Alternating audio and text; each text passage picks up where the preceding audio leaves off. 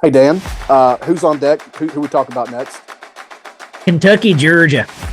Kentucky, Georgia, where the coach of Kentucky, the greatest con man in the sport, Mark Stoops, who has the most relaxed job in the face of college football, and yet he stays in that job because it's too good to pass up. In 10 years, this being his 11th year there, the man has 2 wins, 2 in 10 years, over SEC teams that finished with a winning conference record. Now, let me ask you this real quick before we get into this game, okay? Is Florida going to win, or are they going to finish the year with a winning conference record? Is Florida going to finish the year with a winning conference record? So they've already got one. They're 1-1, right? No, they played Vanderbilt. Hang on, they're 2-1 currently. 2-1. So wins over us, win over Vanderbilt, right? Yep. Mm-hmm. Traveling to South Carolina next. And the loss to Kentucky. That's God. Traveling to South Carolina next. That's listen, if I'm buying or selling stock on Florida, I'm selling it. I'm gonna say losing conference. Let's say 500 at best, which does not count in the stat because it's I'll take that for sure. For sure. Okay. Is Vanderbilt going to finish with a winning conference record? No. Okay. No. So putting that to bed, the man's won 2 games in 10 years against SEC teams with a winning conference record. He's a con man. All right, I talk to way too many people, and by that I mean like 2 or 3 people, probably 2, that were like, yeah, Kentucky's going to go down there. They're going to have something for them, man. Oh, yeah, you just wait and see. Still waiting. Are we seriously still doing this? Are we still doing this, people? Yeah. What kills me about that are the fans, and you slap me if I ever speak like this, are the fans who speak like they're on the team, like they are like we got something for them, like we coming. Like who are you? You and I, probably like the week before I got married, we go to the Tennessee-Arkansas State game, 2014. Yes. And we're running into Arkansas State fans. We got something for y'all today. We're going to show the SEC what it's all about. Tennessee, a bad Tennessee team, wallops that Arkansas State team, obviously. Sure. We got to stop, people. We have to stop. We got to realize a con when we're sitting in the middle of a con. And that's what this Kentucky team is. They are another Kentucky team that's going to go 8-4, probably 9-3 potentially. And listen, they've done that a couple times, right? Stoops has done that. Mm-hmm. And all of that has netted him is two of those wins that I've talked about. Yeah. All right. Kentucky, they're going to host Missouri coming up. Then they're going to host – they got both these games at home. They get Missouri and Tennessee at home next after a bye week. So they've got a chance to do some bouncing back. But when it comes time for the rubber to meet the road, they get walloped 51-13. Oh, yeah. And large in part, I'm gonna go back to what I said on the preview. Large in part, you basically tried to beat Georgia at their own game. Yes. I don't know why you're not taking this approach of let's play with house money, man. Let's let it loose. Because at the end of the day, they're still Georgia and you're still Kentucky. All right. They're still a football school and you are still a basketball school. Let it rip. I mean, what are you playing for by the end of the season? I mean, honestly, are you playing for the East? You've never won it. You've never won the East. South Carolina's won the East. They've done it once since 1992, but you've never done it. You've never won this division. So are you really going to tell me that you're in the same tier? I mean, take your mind back to 2013 Tennessee, Georgia.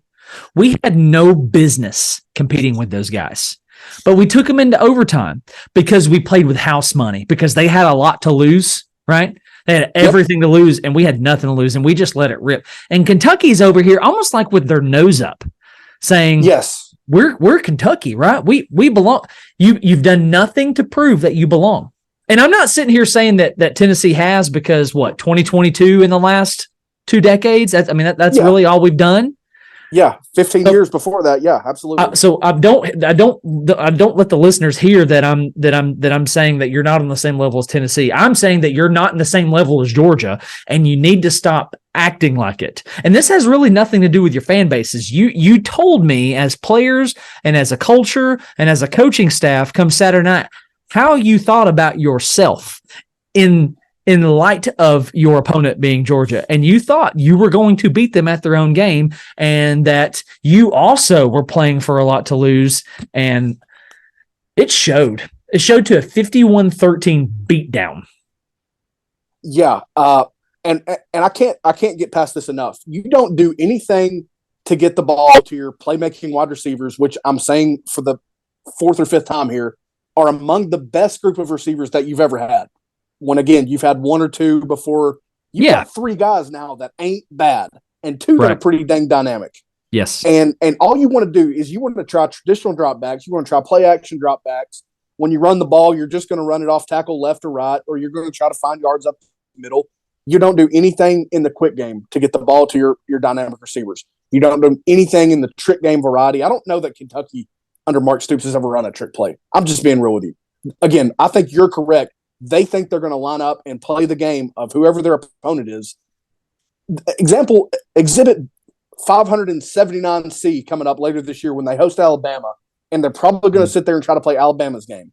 You just wait and watch for it, listeners, because there's nothing to trust here. You've got Liam Cohen back, which I've heard more about Liam Cohen being back than I've heard about so many other topics in this season. Yeah. What is the benefit? He did nothing to get the ball into the hands of the playmakers other than handing it off to Ray Davis 15 times. I said this. He wouldn't go over 60. He has 59 yards. He didn't finish the game because it was so over by that point. And if he did, he would have obviously gone over 60. I recognize that. But you throw him two passes, one for 26 yards. He has a touchdown through the air. Throw it to Ray Davis. Yeah. Throw screens. Yeah. Throw it to Barryon Brown. Throw it to Dane Key. Throw it to Tavion Robinson. The most you did of that was 3 passes to Dane Key for 65 yards. You did nothing more than that. Yeah. Well, large in part, the reason your statistic hit was because they just got down early and they had to abandon any play plan that they had. But the fact that you said no more than 60 and they hit 59, bro, hashtag no homo, I could kiss you on the mouth. That was a thing of beauty.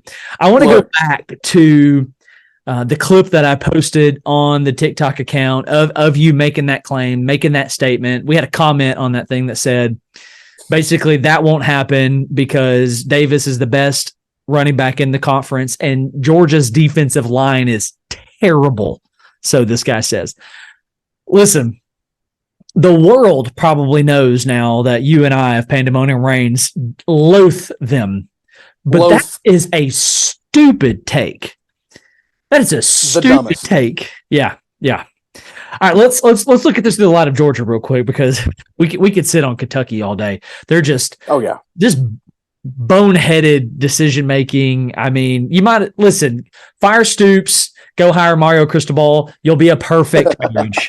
You'll be a perfect marriage, right? Yeah. All right. So Georgia, I want to hear from the Georgia fans who said before this game, Carson Beck ain't it. I want comment, do something. Write me an email at dantucker865@gmail.com. Find me, email me, show up to my house. Let's have this conversation because I will say what I said going into this game. What more do you want out of him? And in a premier game at home underneath the lights, he goes 28 for 35, 389, 4 touchdowns, and a semi-bad pick. Good for a QBR of 95.6. This dude is on track. Did you know this? He is on track to be Georgia's all-time single-season passing leader. But you know what? He's not it. He's not it, Michael. He's not. He just don't have it. You're an idiot. If you were that, listen to me. Turn your volume up. You're an idiot.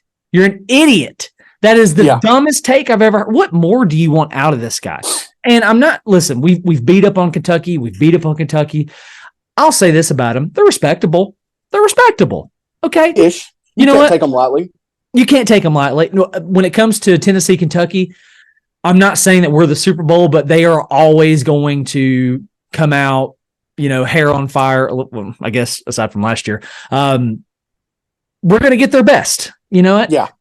And they have tiered themselves up into the level for Georgia, and you wet the bed, and all Carson Beck does is just ball against you. And one more thing before I turn it over to you. Okay. Hand Brock Bowers the trophy. Hand it to him. Give it to him. The race is over. The race is over. It's over. There is no need. There is no need for a ceremony other than to celebrate Brock Bowers because he is the best player of this sport at this level right now. There's nothing that could happen in the next 6 games of the regular season or in Atlanta or in the playoff. Obviously, the trophy's handed out before then to the playoff one. There's not he could drop every target that he gets from here on out. Mm-hmm. And he did drop a touchdown Saturday night. Have you ever seen him drop a touchdown before? I don't know if I've ever seen him drop anything. I haven't seen him drop a ball, a pack of crackers, a bowl of soup. I haven't seen him drop anything. Hand him the trophy. It's over. Hand him yeah, let's see if he drops that.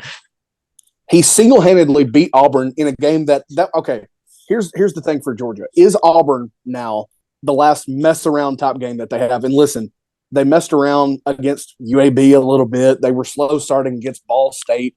They played Auburn so close. But again, you keep saying this. Auburn played with house money, had nothing to lose. Georgia had a lot more to lose on the road. Yeah. A quarterback that's not played in a game like that on the road to that point. And he didn't have a bad game then, largely because they threw it to their guy, Brock Bowers. Yeah. And he is the best that there is in the sport right now. It doesn't even pain me to say it. He's a Bulldog. You got to admire him. You have to. You have to admire him. The way he plays the game is beautiful. Hand him the trophy. Hand him the trophy. He's probably going to go down as the greatest tight end of all time. I mean, he has to, right? And that's some elite, other elite names that he's going to classify himself with. 100%. Back to Beck. Oh, sorry. I was just going to go back to Beck for a second. Yeah. Yep. There's nothing you can say at this point. If you want to, I'm even okay if you want to call Saturday his breakout, which it's not because he's done that all year long. But if you want to call it his breakout because it is an SEC opponent, they were undefeated. He was surgical with the football. Mm-hmm. He didn't miss a pass. What did he start? 10 for 10 plus? I think he started 10 for 10 plus. Oh my gosh, that's outrageous. Yeah, and he finishes, like you said, 28 for 35. The pick was a high throw within a little traffic. I didn't quite get it. Doesn't faze me in the least. Georgia is, and here's what I was going to get to.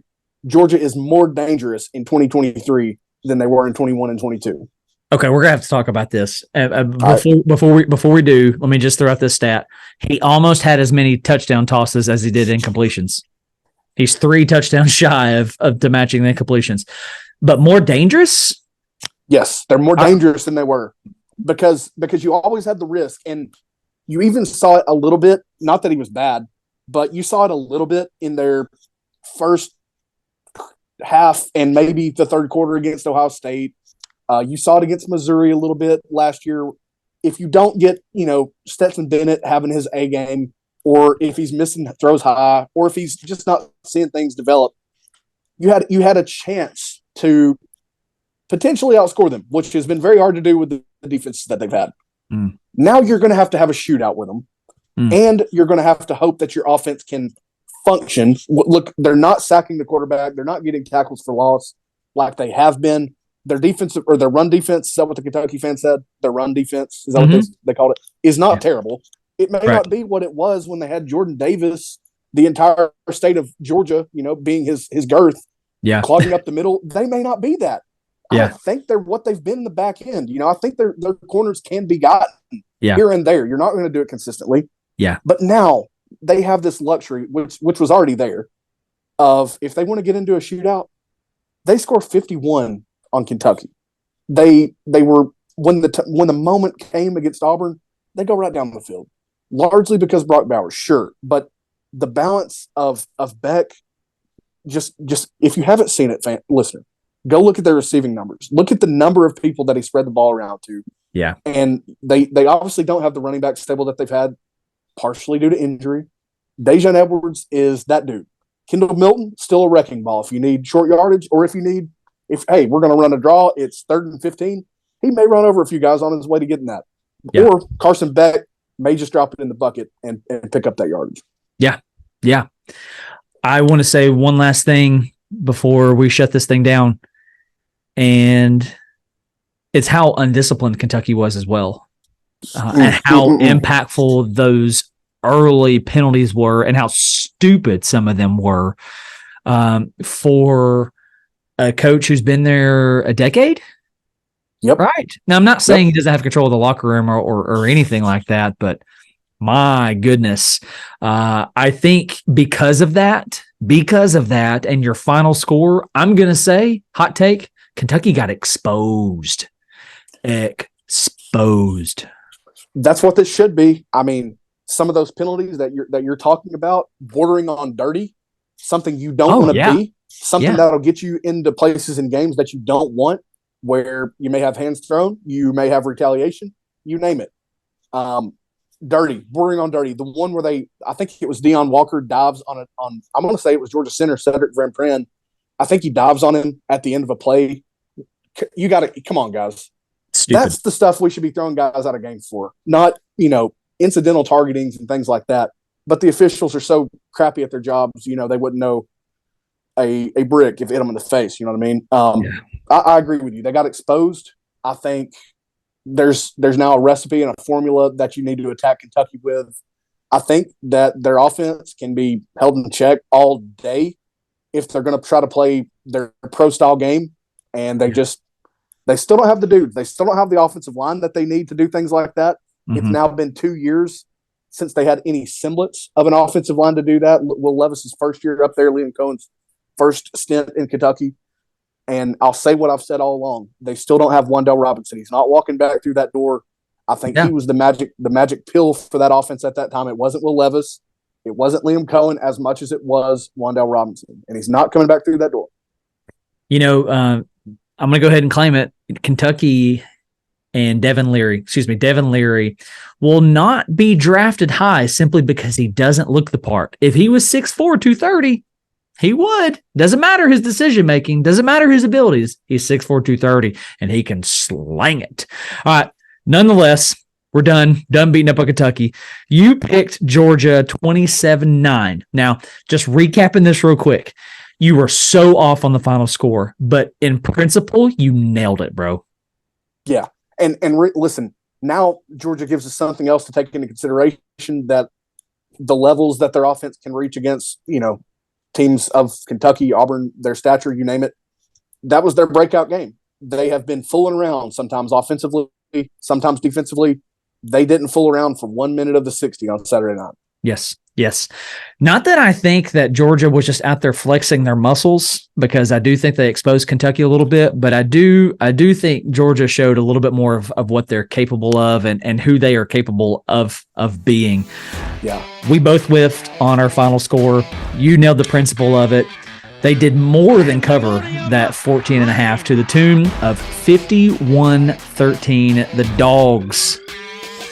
There's a verb in here that I want to use, but I can't think of it. Smack the cats, eat the cats with dogs, raining dogs. I don't know what it is.